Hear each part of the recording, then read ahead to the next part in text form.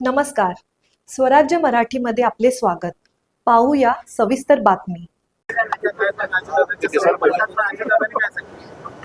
आज आम्ही स्वाभिमानी शेतकरी संघटनेच्या माध्यमातून या ठिकाणी दादांना निवेदन देण्यासाठी आलेलो होतो. यामध्ये प्रथम मागणी त्यांच्याकडे आम्ही केलेली आहे की कोल्हापूर सांगलीतला हा जो महापूर आता दादा तुम्ही स्वतःच्या डोळ्यानेच बघा आणि हे नदीमध्ये जे भरावले आहेत यामुळं हा महापूर या ठिकाणी वाढलेला आहे आणि तुम्ही आता शक्तीपीठचा जो घाट घातलेला आहे तो शक्तीपीठ या ठिकाणी रद्द करावा ही प्रामुख्याने आम्ही त्यांच्याकडे मागणी केली आहे. दुसरी मागणी आमची अशी आहे की राज्य साखर संघानं FRPचे या ठिकाणी तुकडे केले आहेत आणि या संदर्भात जो निकाल आलेला आहे त्या निकालाला अधीन राहून तुम्ही केंद्राच्या अधीन राहून त्या ठिकाणी महाराष्ट्र राज्यातल्या ऊसाच्या दराचे तुकडे त्या ठिकाणी पाडू नका अशी आम्ही त्यांना विनंती केली आहे. तर त्यांनी ती मान्य केलेली आहे की महाराष्ट्रात अशा पद्धतीने आम्ही तुकडे पाडू देणार नाही.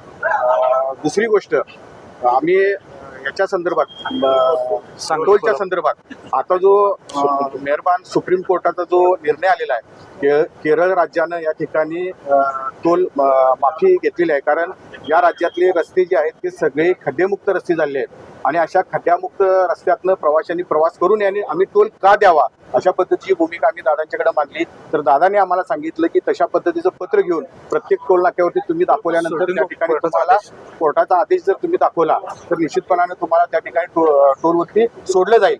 आम्ही दादांना सांगितलं की तुम्ही तशा पद्धतीचे प्रत्येक टोल नाक्यावरती जे वसुली करतात त्यांना तशी सूचना द्या आणि त्या ठिकाणी ते आम्हाला आमच्या प्रवाशांना जोपर्यंत रस्ते चांगल्या पद्धतीचे होत नाहीत तोपर्यंत टोल घेऊ नका. आणि तिसरी गोष्ट आम्ही अशी मागितली त्यांच्याकडे की दादा या राज्यामध्ये ज्या शाळा आहेत त्या स्वातंत्र्यपूर्व काळापासूनच्या शाळा आहेत आणि अजून त्यांची पडझड खूप झालेली आहे. बऱ्याच ठिकाणी दुर्घटना घडलेल्या आहेत. या दुर्घटनेमध्ये अनेक विद्यार्थ्यांना सुद्धा जीविताला धोका निर्माण झाला आणि या शाळेंना लवकरात लवकर निधी करून या महाराष्ट्रातल्या विद्यार्थ्यांचं तुम्ही नुकसान करू नका. त्यांचं भविष्य उज्ज्वल करण्यासाठी त्यांना सुसज्ज आणि सुंदर अशा शाळा तुम्ही त्या ठिकाणी द्या अशा पद्धतीची मागणी केली. दादांनी या सर्व मागण्या आमच्या शांतपणाने ऐकून घेतल्यात आणि आम्हाला आश्वासित केलेलं आहे की हे सगळं आम्ही तुम्हाला देतो. अजून एक सगळ्यात महत्त्वाचा मुद्दा की दादांना आम्ही मागणी केली की या महायुती सरकारनं कर्जमाफीचं आम्हाला आश्वासन दिलेलं होतं म्हणून या महाराष्ट्रातल्या शेतकऱ्यांनी भरभरून असं त्यांना या ठिकाणी मतदान केलेलं होतं आणि दादा तुम्ही आता या कर्जमाफीपासून पाठ का फिरवत आहात.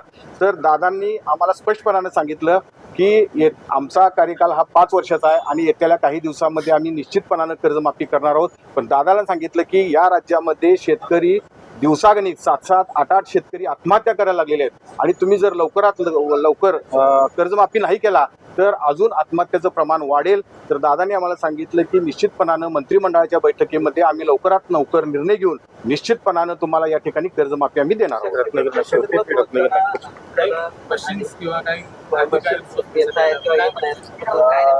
आम्ही त्यांना शक्तीपीठाच्या संदर्भात सांगितलं की तुमची मोजणी वगैरे चालू आहे.